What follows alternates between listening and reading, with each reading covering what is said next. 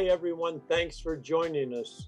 We have three terrific poets with us today: Alleen Ramrus, Valerie Elson, and Judy Oberlander. Alleen Ramrus was born 82 years ago in Dallas, Texas. She was a swimwear designer for 35 years, and 15 of those were with her friend Esther Williams. She has been drawing and painting since the age of 4. Today, she's a portrait painter. The poems you will hear today are the result of loss. Alleen was married to writer Al Ramrus for almost 50 years. He died last December.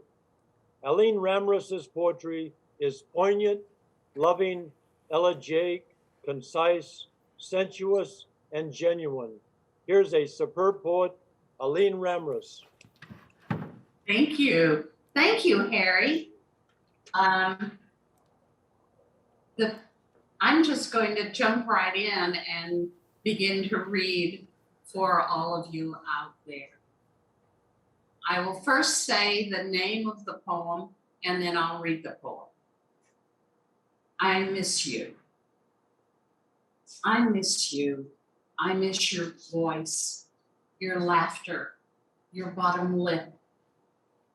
I miss you pretending to scowl and squint at me. I miss your hand claiming mine, blowing a Band-Aid on the car wheel, encircling my waist, resting with promise on my hip, and cutting up your breakfast egg. I miss feeling that space when you stood behind me. I miss feeling the power in your thigh. I miss you. Into me. You are inspiring. The operative part of this word is in. Women. Women learn to experience suffering, sorrow, and loss. It's the same as giving birth. Sooner or later, something new emerges. In this space that exists between us, there is too much space.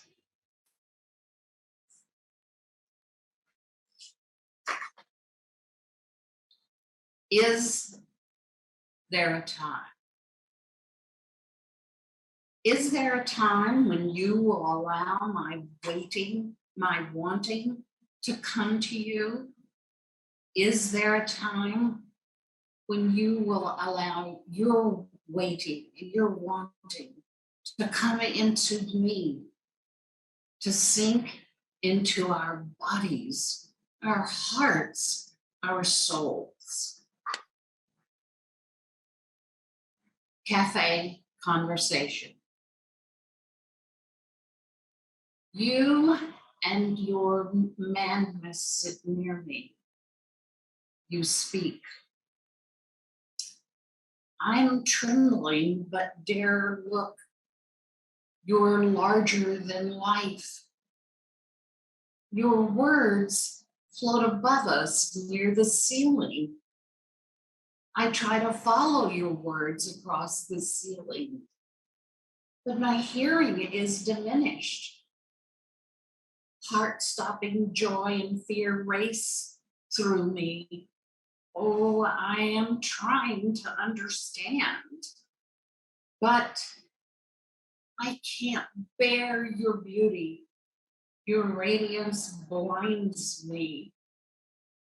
Your seductive smile confounds me. Your voice is new music I have never heard. Your madness is absolute power.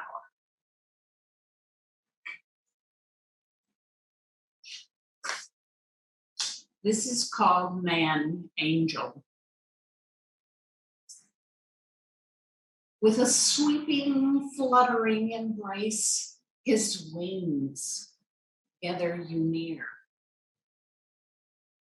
He shows you his secret colors, makes you laugh with his comedy, plays his special music for you. His smile warms and fills your breasts, and bareness feels beautifully comfortable. His tenderness looks down at you. His mouth tastes of heaven. He owns your heated hunger and claims it. Then talks easily with your soul.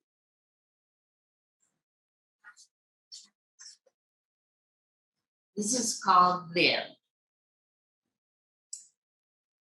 Then we could not have traveled together. Then, so young, we had to stand with no helping hand. Then, working and healing were hard.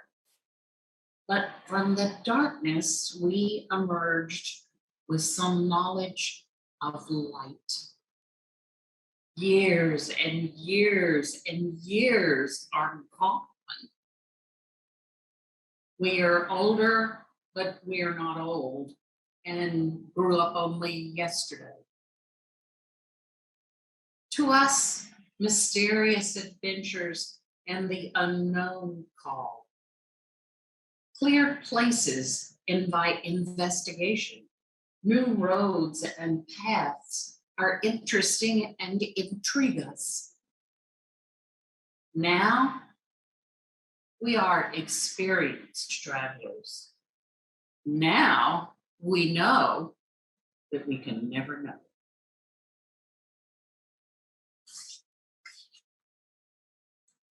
Are we?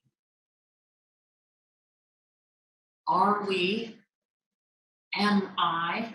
Are you present in this love? If not, we're not in love.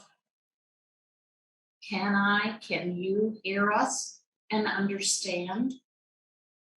Can you stand and speak for us? If not, we have no voice. Can you give to us? Can I provide for us? If not, we're impoverished. Can we be here for us? If not, we are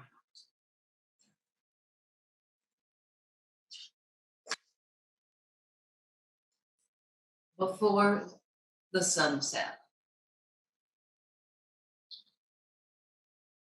With a swift gesture, you gather me, then command my body without words.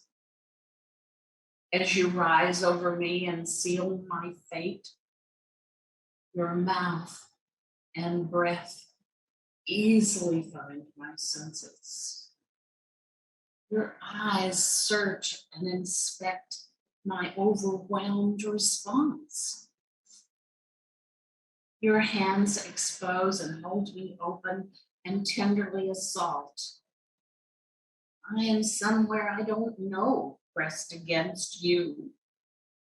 Your powerful body and thighs make me tremble. I'm scared. Then closed gates open and the flood begins. Now, the sunset seems rare, beautiful, and strange. I question myself, how can this be that you now and the sun are one?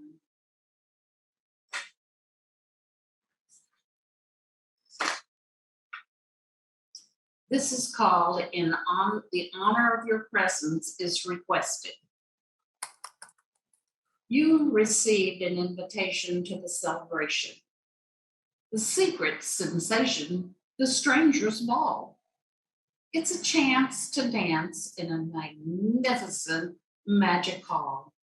You, dear honored guest, are rare beyond compare.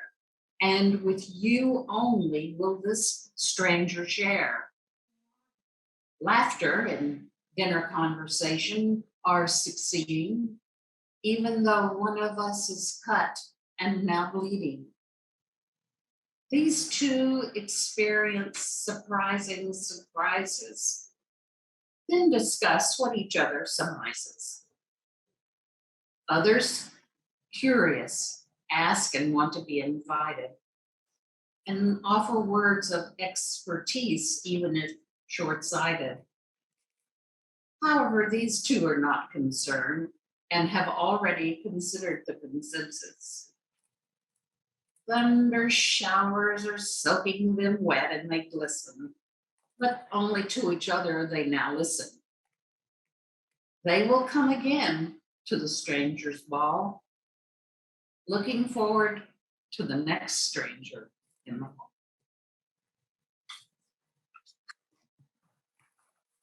And this is my last one, called Colorless Days. The colorless days of mundane duties fold over and stretch into staring blinklessness, spells of questioning that have no answers, worthless nights and dark blanks with no hope, only faint remembrances of parts of dreams that now evade definition. Inner confusion and chaos, isolation and torment. Without you, there is deadness. Thank you, Alleen, for that personal, poignant, loving reading. I love the honesty in your reading. And we have a few more minutes before Valerie comes on. We can see that Alleen is in her studio. That's a picture of Al behind her to her right. Right. This is my painting of Wojciech. And there's a photograph of him. he was a great person, and I liked talking to him very much. I was sad when he passed on. When did you write your first poem? Well, that's kind of interesting because when I was a teenager, I wrote a lot of poetry because I had a lot of inner conflict, as all of us do, I think. And then as I would go through my life, when certain events hit me hard or were dramatic or had special meaning, I wrote a book of poetry to my daughter when she was born about nursing her, which to me was divine.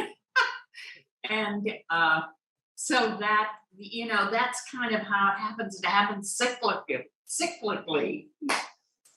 What is it about the poetry form that attracts you to it? I have no clue, Harry. And I have no clue where this comes from.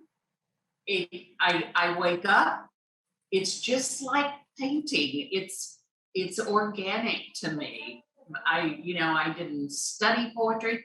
As you remember, I came to you and asked you if in fact these were poems. And it took me a year to get the courage up to ask you. Well, they certainly are I poems. took this out. I like the honesty, as I've said to you before. I like the clarity, the genuine feeling, and I also like the spareness of them. A lot of people, when they write, they overwrite or they use cliches, but you don't have any of that in your writing. And so you just have done. What should I do? Yeah, that's the one. Judy, if you're going to talk with Ren, just mute your sound for a little bit. Alleen, I like it that you are so honest and personal and you don't waste any words. Each word that you use counts. So you've done a marvelous job, and thank you for letting us enter into your art studio and also into your love for your late husband. And you just did a beautiful job. Thank you very much. Well, I would also like to thank Richard Taylor and Mark Rydell, because both of those guys are my buddies, and they both sort of helped me because frankly, it's kind of like someone looking in your underpants, to see something to read something so personal. So I had to run it by them to find out if it was okay, because I didn't trust myself, and I know you're too busy, so. Well, thank you very much, and once again, you're an authentic writer, and if the muse comes to you, let it come, and we're always here for you. Thank you for allowing us into your home. Oh, thank you, Harry. Thank you, Alleen. And thank you, everyone over there, Jennifer and Channel 22, and Marcus. I appreciate your help. And remember, I'll see you tomorrow as well. Thank you. And our next poet is Valerie Elson, who is over on the stage at the theater. Valerie, are you there? I'm here. Yes, she's there. Okay, I will introduce Valerie now. Valerie Elson is an actor, poet, artist, mother, and wife. Valerie's poetry, lyrical and precise, has a lovely sense of freedom and wonder. Here's a splendid poet, Valerie Elson. Thank you. Chameleon. From time to time, I watch myself change, chameleon-like before my very eyes, from one extreme to another, stretching rapidly from present tense backward. Then I was waiting for him to come, forward to a place where you are not allowed, a place where I will stand, everything justified. Yes, now I understand. Yes, I see. The changes are so rapid they occur simultaneous and become me. I take your hand. We were, we will be, we are free.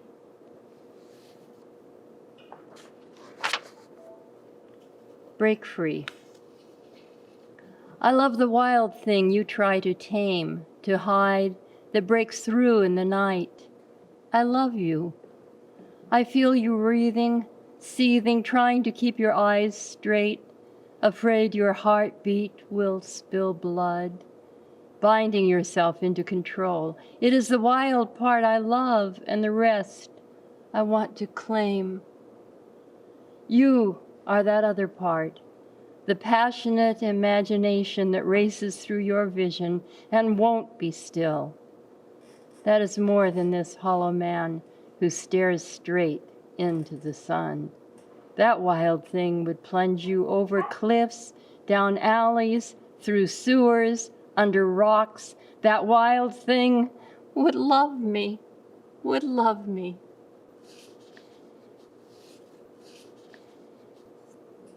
Biography. These crumbs I scatter on the sand are like the crumpled paper I meant to write my life on. I've saved these crusts and ends of loaves for the seagulls, and now they come. Quill beaks dip into bread and sand. There is the flutter of musky wings, a staccato of harsh cries. Eyes round within round are red, sandy, gray, and white, these birds, with black ink-tipped wings. I rise to write life on the wind.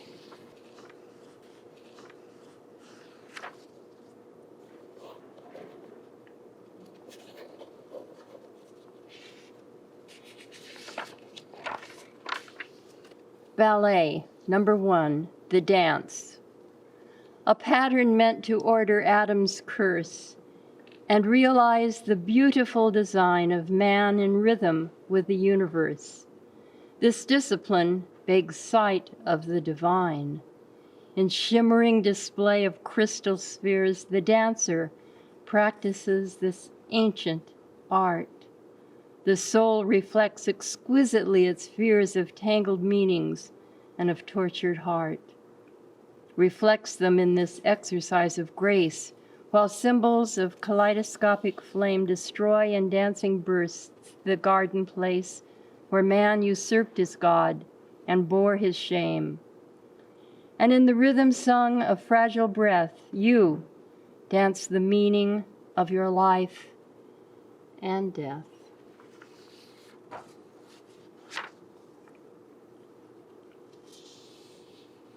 Ballet, number 2, the dancer. You form of height, turned instrument of dance, beautifully your sleek perfection stuns me. Toward fulfillment of your dreams, advance on tipping, tripping, eager toes, glide free. Your lovely form, formed here by strictest will soon unbind itself and seek the light. And soon your supple, slender self will thrill to visions of foot lanterns piercing, bright, upon the splintered boards worn ugly, thin and creaking as your soul soars heaven-bound. You dance your golden dream for hearts of tin. Here, in these shallow souls, your freedom's found. And here your fragile, lovely form of grace displays perfection to this common race. At night's edge. Here at the edge, Earth's edge, California shore, sun, water, night combine, flashing brightness. Black, blue, crimson, an intertwined rapport of elements, strong against the lightness of a cloudy background. Clouds, like fine lace, frame ribbons of our heart, this flaming star. A sunset of love, nature's lovely face turned towards sleep and dreaming.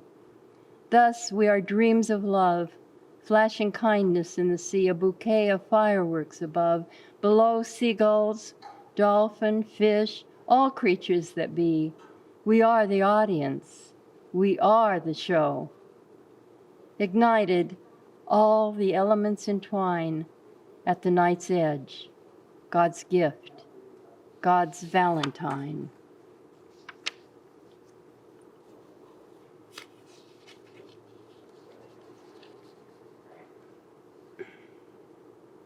Aspen with fluttering leaves. 3 slim trees bend toward the river, well rooted in the sandy bank. Author is climbing the center one. I capture my son in these words. He is smiling. Almost within grasp.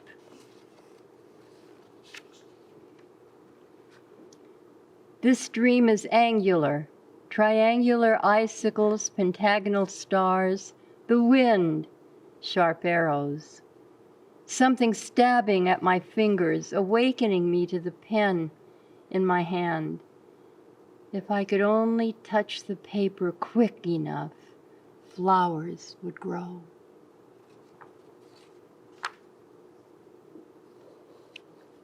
From the inside out, I strive to be as full, as strong, as resourceful as is humanly possible. I strive to continuously renew myself because life is not a bowl of cherries, nor a banquet. It eats us.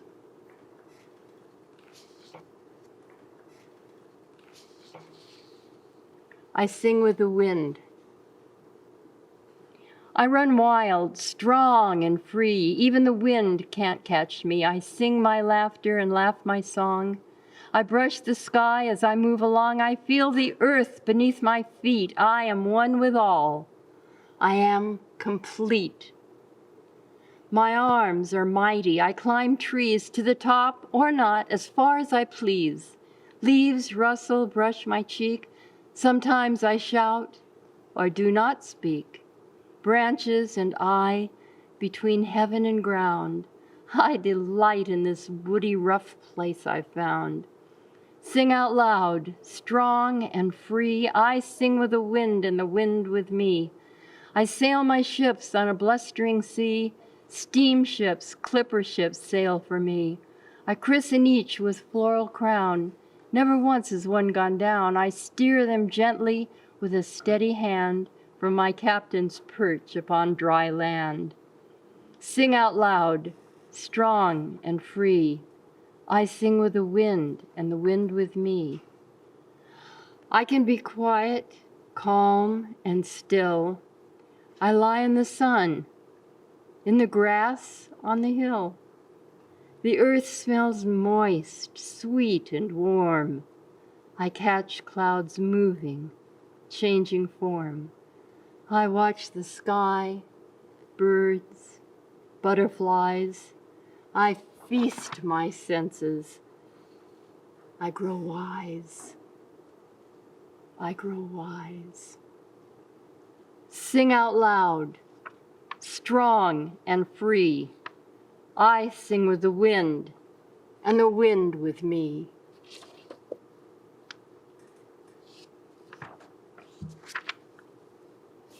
More right than kindness.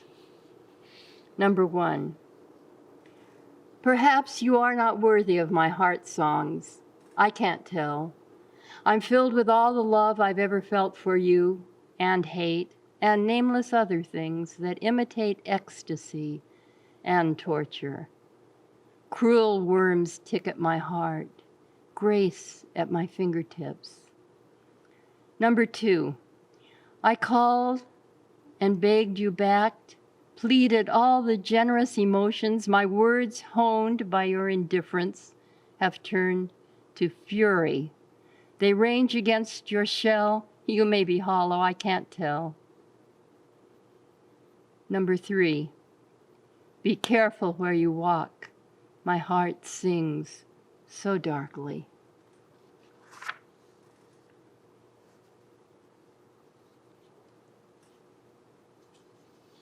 The Owl and the Banshee.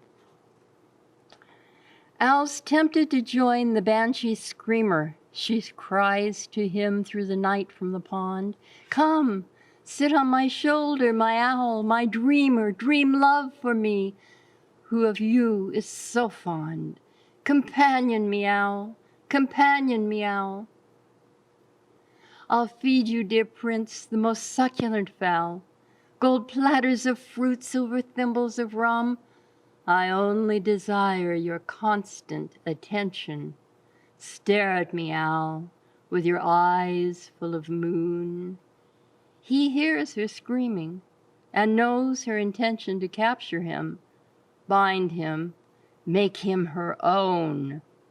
Yet, hearing her moan, her want from the water, his wings ache to comfort the banshee daughter. Prufrock's Lady.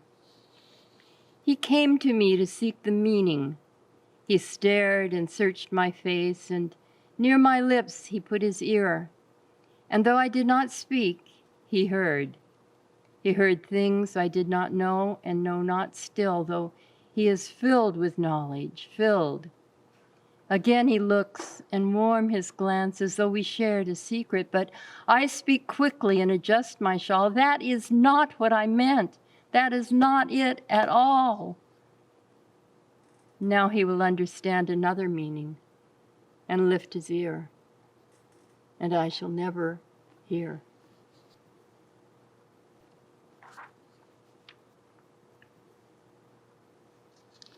Turn within. There is a suspicion of love in his eyes, but he says, I can't see. He watches me very closely. He does not move. For a long time, there is stillness. Now he smiles. He's smiling. His eyes are closing.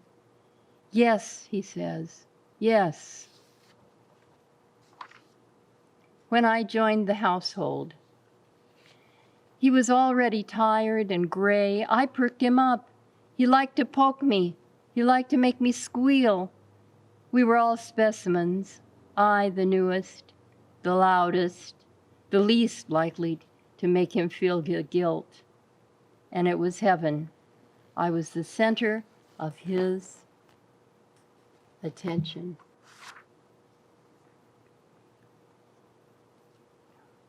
Will you garden here?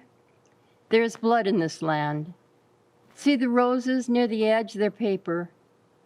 I put them in the first year when nothing grew, and then that plastic ivy. And the next year, the fence. As you see, the center of the yard is fertile, but unplanted. I could not keep it long. Weeds close in. Touch me. Touch me.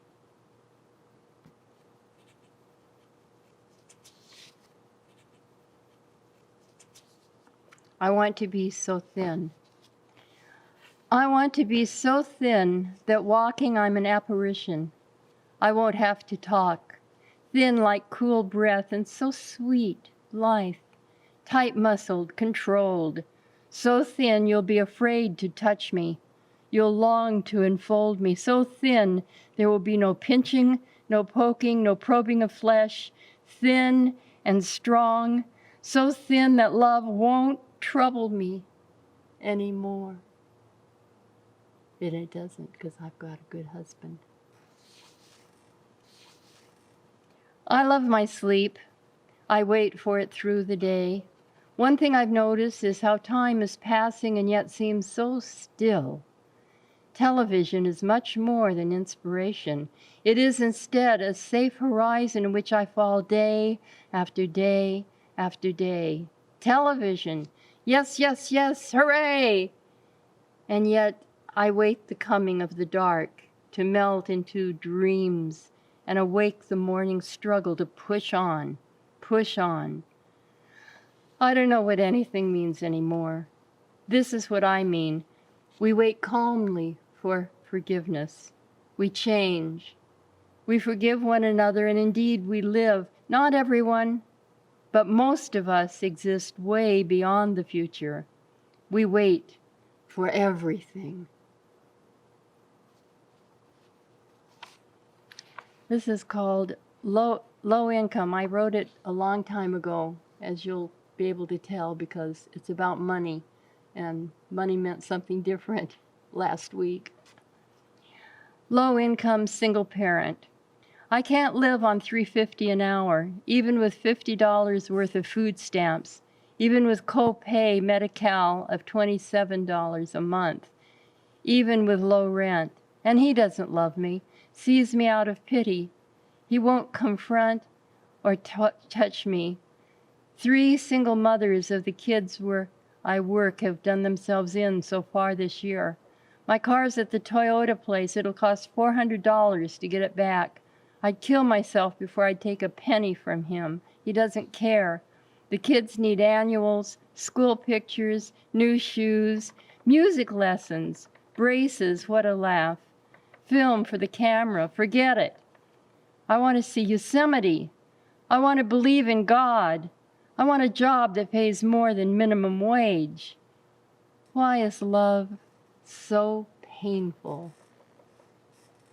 A wonderful question, and pardon me, please excuse me for interrupting you. Valerie, you gave a wonderful reading. The reading was imaginative and the poetry is vibrant and good-hearted. So thank you very much for your excellent reading. And now we're going to move on to our next poet, Judy Oberlander. Judy Oberlander grew up in central Illinois near the Mississippi River and came to Los Angeles for college. Except for 1 year in Iowa City, she has lived in Ojai for the last 50 years. She has been a teacher of English and creative writing at the high school and college level. She also worked for over 30 years helping students in the college process, something she loves to do. Judy has written poetry since the 60s. In college, she discovered Gary Snyder, William Carlos Williams, Blake, and Whitman. Later, she was influenced by George Oppen, Kathleen Fraser, and Joanne Kiger. Judy has been organizing poetry readings in Ojai since the 70s and currently runs with Crystal Davis the Ojai Poetry Series. Her poems have appeared in Aisling, New Letters, Room, Stone Cloud, Samizdat, Ojai Review, Rock Bottom, and River Talk. Judy Oberlander is a naturally talented poet. She writes about family and place and her beloved outdoor adventures. She has a wonderful sense of phrasing and of line. There is a warmth and a humor to her work, which is both accessible and profound. Here's a marvelous poet, Judy Oberlander. Thanks, Gary. I don't know what to say. That was very, very kind of you. I want to apologize. When we started this thing, everything was set up, but my laptop, I couldn't get any video. So in the middle of everything, I've been switching laptops, trying to get everything to work. I think it's working now. So thank you. Okay, the first poem I'm going to read is called The Ghost Road. Years ago, when I just left my husband and I felt young, strong, and sexy, and life seemed infinitely possible, I had to take my kids with me when I went to see my analyst in Santa Barbara. Well into his 80s, a Jungian with a charming German accent, he lived on the Riviera above the Mission. 4 p.m. dream dissection and folksy lecture, terminated by a hug and a kiss from a man who said he was too old to be dangerous. In a park downtown, Jenny and Ben waited with a friend. But what was sunny and sylvan at 4 is scary and dark at 5. Unsavory types loitering, graffiti-scarred walls. My brood huddles at a concrete table in the gathering dusk, glad to see me. After the obligatory stop at McDonald's, we head home over Casitas Pass. Typical coastal winter night, dark, foggy, the kids restive, loud, an irritant to my driving around the familiar but always dangerous curves. If you guys don't shut up, I may lose my concentration and get us lost on a ghost road. Instant quiet. What's a ghost road, pipes Ben? It's the road that runs along the road you're on. If you don't pay attention, you can stray over on it. And then you don't know where you are. It's not uncommon to get sidetracked on a ghost road. 5, even 10 minutes. Then suddenly snap out of it. Just this feeling, I don't know where I've been. I don't remember the road I've driven on. I don't remember anything. Silence. What's it like on the ghost road, Mom? Well, it's a long, windy road, kind of like this one. It goes on and on. Most people just get on for a few minutes, and then they get back on the real road. The ones who don't, they just stay on the ghost road forever. One time I passed a stagecoach full of people in old-fashioned clothes. Another time I saw a like-new 1940 Ford pulled off to the side. When I drove by, I saw a little girl in the window waving at me. She was crying, "Help me, help me." I couldn't hear the words. I could just see her mouthing them while her arms slowly arced back and forth. They were incredibly well behaved the rest of that dark trip. I told my dad this story a couple of years ago. We dropped Ben, 15 then, off at school, and were driving home over the pass. That happened to me once, driving home from Peoria, he said. It was late at night, and I was thinking, and all of a sudden I realized I was on the road to Bloomington, about 40 miles out of my way. And we drove on under the moonlight. Next poem I read is called Chicken, and the subtitle of this poem is An Existential Question. What's all this about chicken? We either had them in the backyard or my mom bought one from the neighbors. Out she would go with the hatchet, chop, chop, and the indescribable thrill of watching a headless chicken running around the yard, then the dipping in scalding water, the acrid smell of hot feathers, the tender yellowish skin, the excitement of opening up the innards. What'll we find this time? Usually just some tiny rocks in the gizzard, but the possibilities. Yes, chickens, always fried in about 2 inches of fat, unless they were tough old hens, fit only to be stewed. Chicken, how I loved that greasy, crunchy taste. And the Warners of the Warner Funeral Home used to drive for miles down across the Mississippi into Missouri on a Sunday afternoon to Romaine's for all the chicken you can eat, fried, of course. How happy my mother when we acquired our deep fat fryer. What chicken we had then. And French fries too. A world of grease and fat left overnight to cool, about 6 inches of it. When you went to visit, you took along a nice plump fryer, emblem of hospitality. Now you take it in a box, some nameless anonymous chicken fried by some pimply adolescent on minimum wage, some poor chicken forced to live in an airless cage, standing up, choking down antibiotics, slaughtered without honor, hung with hundreds, touched by multitudes of uncaring hands. My mom and dad loved Colonel Sanders. They'd drive right up to the window, get a big red and white box along with the mashed potatoes and coleslaw. They thought it was a treat, and none of those stinky feathers. Years ago, when Ben was only 3, he's 48 now, by the way, we sat around a table strewn with the ubiquitous red and white boxes, gnawing away at the legs and thighs. Mom, he said, who killed the chicken? Who killed the chicken?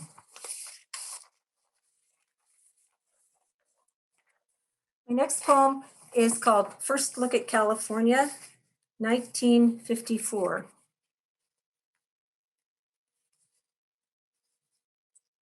On an August Friday afternoon after work, we climb into our new blue Ford station wagon and drive till we reach San Diego, Sunday morning. My dad, my brothers drive in shifts. My mom and I sit in the back wearing matching denim shorts and gingham shirts, getting soft drinks out of the Scotch cooler. Our longest trip before this to Oklahoma with my grandmother to visit her farm, but even that was exciting. But this, all of us from Illinois, so flat that even a mound of dirt gets a name. And now we see our first mountains, Albuquerque, New Mexico. For years after, my mom would say, and that summer, the popular song was The High and the Mighty. And we saw those mountains while it played on the radio. On we went through the night, our cotton clothes getting progressively more and more wrinkled, till we crossed into Blythe and that mythic state, California. My dad pulled off the mountainous road to take our picture, my brothers staring moodily off into the distance, cigarettes dangling from their hands, their jeans tight, their t-shirts snug. My mom always looking straight at the camera, always trying to be the best person she could be. And me looking off to the west, knowing in my heart this was where I belonged. And I made it to California. This poem's called Youth, and it's about the very early 60s. I was young in the 60s, really young, before pot, before hippies, before the Beatles, before Cassius Clay became Muhammad Ali, before Lou Alcindor became Kareem Abdul-Jabbar, before Bob Dylan went electric. 3-inch spike heels, hair sprayed into a helmet, long line bras, girdles, endless frustration with my small breasts. 18 years old, ending up in Los Angeles from a little farm town in Illinois, as far away as I could get without getting wet. LA, Hollywood Boulevard, full of bookstores as well as weirdos. Coffee Dan's at Hollywood and Highland. Griffith Park Observatory, Bob's Big Boy, surf movies at the Santa Monica Civic, Dick Dale at the Rendezvous, practicing the surfer stomp in my dorm hallway, watching the beautiful blonde girls in their Lands dresses, driving around the city in my roommate's dad's Model T Ford while he was busily digging their bomb shelter in the hills of Eagle Rock. Something was supposed to happen now. Nothing was ever going to happen in Brighton, Illinois. I breathlessly waited. I waited for life. Like the serious art movies I watched with guys from Caltech. How edified I felt walking out. So somehow cleansed inside, so bleak, depressed, and important.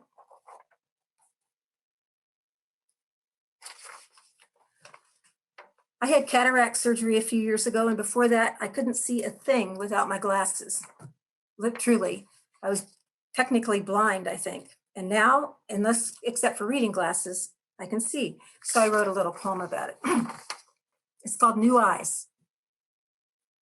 If you live long enough, you get cataracts. Things start to fuzz up. It gets worse. Because you have Medicare, you see a nice doctor.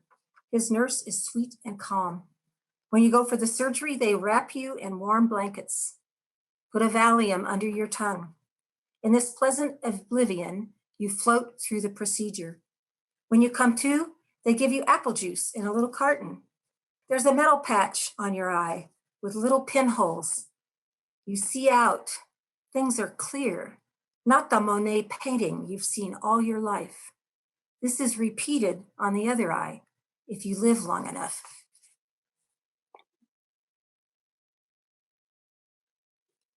And this next poem was inspired by elephant seals. My husband and I go up a couple of times a year to see the elephant seals by San Simeon. They're such amazing creatures. They weigh up to 5,000 pounds. And I just am fascinated by watching them. So I wrote this poem about what it might be like to be one. Sometimes I wonder what it would be like to live by my instincts, a mysterious urge, setting off into the deep in search of food, not questioning why or being judgmental, diving far into the cold ocean, eating my meals of iridescent fish, suspending my belief and breathing to take an hour nap in the silent deep, climbing up to the surface briefly, only for precious air, of interest to sharks, orcas, my immense self, an amazing meal. Swimming alone like this, thousands of miles, intent only on my hunger, or the infant gestating within me. And then, drawn by another urge, I make my way back to that windy beach where I was born, drag myself out, sleep in rows with my sisters and aunts, all pressed together, our faces serene, almost friendly. We look like a loving family, but once my baby is born, and he is nursed a month, I feel another urge, mate with the violent male who is my master, and then, without a backward glance, with no affection, but something deeper, I leave it all, the raucous males, the pups playing in the tide pools, slide myself off west, where hundreds of chill miles away, something waits for me. I know that.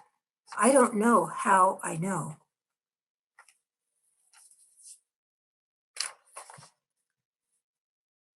This poem is called Big Empty Places. It's about Mono Lake. There's something special about just before sunrise. I love to seek it out. For some reason, no one else is ever about. It's almost always just me. And quiet, that velvety gray quiet when our world is waiting for the sun to peek its searing face over the horizon and the day's work can begin. But now it's just me, the silent clouds over Mono Lake, black islands floating on silver water, poised, cool.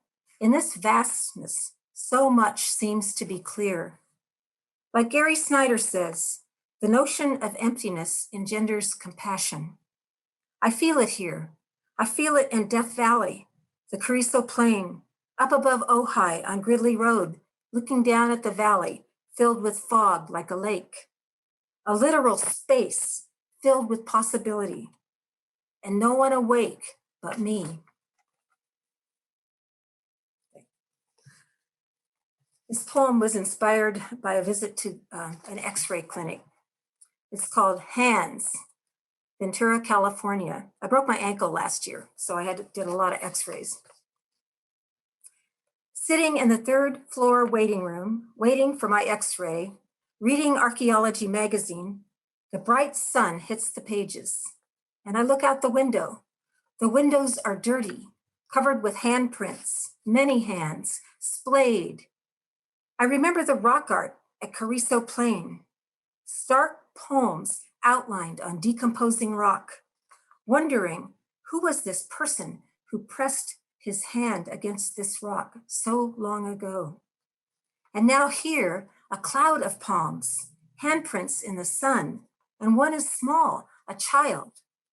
The receptionist has never noticed this panoply of hands. Waving at her across the room, she says, the cleaners come at night. They bring their children. I see a child, a girl, pressing her hand against the cold window, peering out into the night sky over the dark ocean, waiting for her parents to clean these sterile rooms, leaving her signature that waits for me. I'm going to read one more poem. And this is a really old one. I wrote it in 1975, and it's called Poem for Holly Prado. I met Holly in 1975 before she had met Harry, and I took a workshop from her at the Women's Building in Los Angeles. And we got to be really good friends. And she always said it was very unlikely because we were so unlike each other. But she spent a lot of time in Ojai, and I spent a lot of time with her in LA. And this poem, I wrote this poem a few months after we met. I always wrote a poem after we got together. And it was actually published. And all the images in it are reflective of things that we actually talked about and were with us. It's called Poem for Holly Prado. Dear Holly, you remind me of a rainbow, clutching that big pad of colored paper under your arm, colors shooting out past your elbow, and you with plans. Your house will be filled with colors, the floors, the walls, the ceilings. The sun seems always to be shining behind your head. Warm, soft things are inside you, dropped into compartments that it has been necessary for you to make. The compartment of new track shoes, where Holly, the long distance runner, flies by, her bright blue feet, 2 pieces of bubblegum, bouncing, stretching. To the compartment of relationships, a religious study. Holly, in a gray cowl, bends over dusty texts. Under her robe, she's wearing a gypsy skirt. Her feet are bare. In her hands, she holds a monkey that becomes a man in a gorilla suit, which he takes off, and Holly puts on, walks into the next, a bird's nest full of grown-up, able to take care of themselves birds, all waiting, maws open, crouched in old shredded poems, manuscripts. They wait. Holly takes off the suit, the robe, the skirt, leaves for a vast and limitless plain, where she sits naked on a front porch, hugging her knees. Beside her, a pitcher of lemonade. Over her head, a rainbow. That was beautiful, Judy.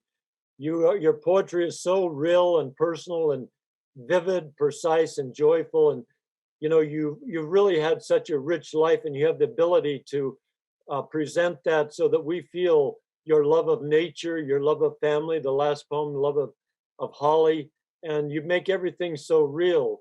So we have a couple minutes left.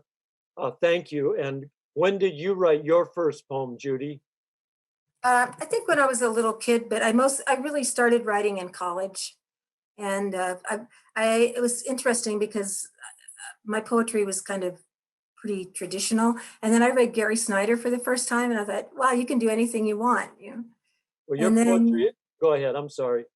Yeah, well, and it's like, then I encountered, Whitman and Williams and Oppen, and Yeah, and I said Joanne Kiger was an influence because I heard Joanne and Kathleen read in San Francisco back in the 70s, and I'd never realized how good poetry sounded when you read it aloud. And that was a big influence on me too. Well, I see, one thing you share with Gary Snyder, you're such a mindful writer. You see what's in front of you and you're aware of all that. And then the last question, we have about a minute left. What is it about poetry that attracts you to the poetry form? Well, I've never been able to write a short story. So it enables me to write something that doesn't have to be too long. But I don't know, I just like writing, not worrying about how long it has to be or anything. I just like being able to put images. I'm really in love with images, things. Well, thank you, Judy. Thank you, Valerie. Thank you, Alleen. We've heard 3 inspiring new voices today, and they all have lifted me up. And it's such an honor to be able to do this show with such fine writers. And I'm always deeply grateful to Jennifer Clymer, the Director of Media at MPTF, and all of the Creative Chaos team